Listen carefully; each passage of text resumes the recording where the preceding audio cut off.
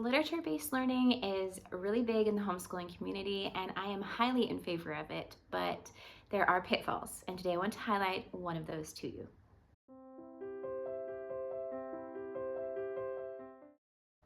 Hey friend, I'm Sarah and I am a mom of 4 kids.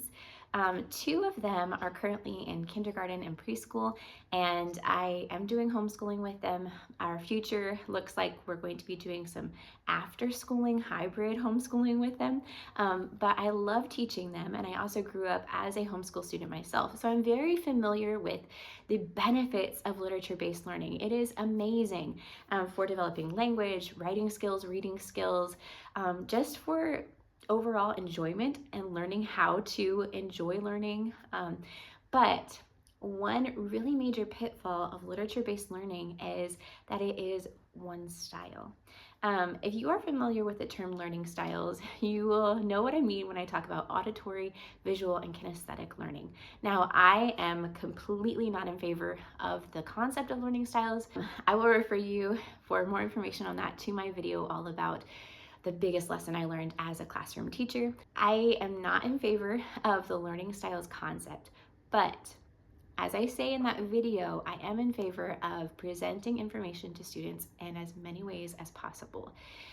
That includes doing activities with them, hands-on things, having visual posters, representation of objects, demonstrations, enactments, videos, and also just discussion for auditory and listening to things, listening to the stories. But there are also so many other ways to learn.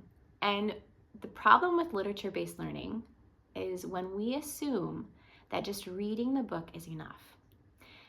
This was something that I did as a student, and I see a lot of literature-based programs doing in the way that the lessons are planned, the curriculum is developed. We think that by reading the book, by hearing the story automatically becomes alive to us, and we remember the key information that we should be learning from that story. And while that can be true, especially for students who have trained themselves to learn in that way and have honed that skill really well, overall, we will see much more benefit to our students and their learning if we are presenting even beyond the page. What does that look like?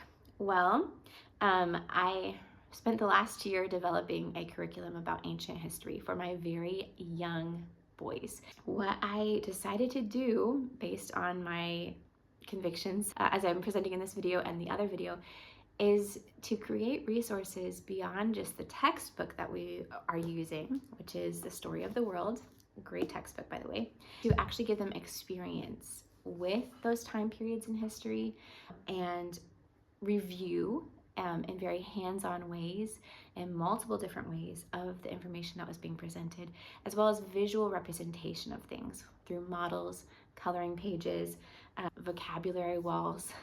Now, while I love including books in our history studies, and I have a huge list, a long list of books that we use with the story of the world to make the history more memorable with even more stories than this textbook provides, I do not solely rely on the books and solely rely on this textbook, because those are all one way of presenting the information. The books can provide great visuals. That's one reason why I love to bring them in, but we need more than just that. And so in the curriculum that I created, our story Introduction to Ancient History, I included activities.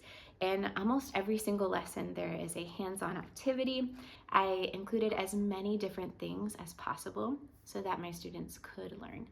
So if you are into literature-based learning, literature-based homeschooling, literature-rich homeschooling, my encouragement to you would be to incorporate other means of learning as well.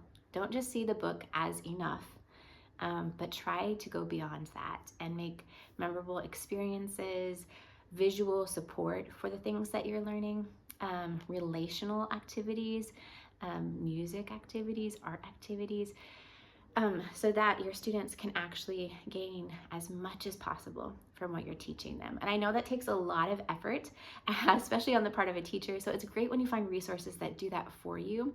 I have recently turned from using some more just like memorization based preschool type programs with my kids to finding a program called Playing Preschool that does this for me. It has tons of hands-on activities. It has a ton of books. It's very literature rich, but it has a lot beyond just that, so that my kids are getting the information and skills in another way, more practice with those, more presentation of those. That's one great resource. If you can find other resources that do that for you for upper grades, that's a really great way to go. If you are interested in learning more about learning styles, I will refer you to my video all about why they're not really the biggest thing that you should be focusing on, but instead you should be focusing on multiple modes of learning. And I will link that video in the description box below, and try to remember to link it here in the iCard. If you would like more information about this history curriculum and just all of the tons of resources that I created to go with it, including some awesome, very hands-on student notebooks that are not just writing, then I will refer you to my videos right here all about that. So thank you for joining me today. I hope this was helpful. I'll see you guys next time.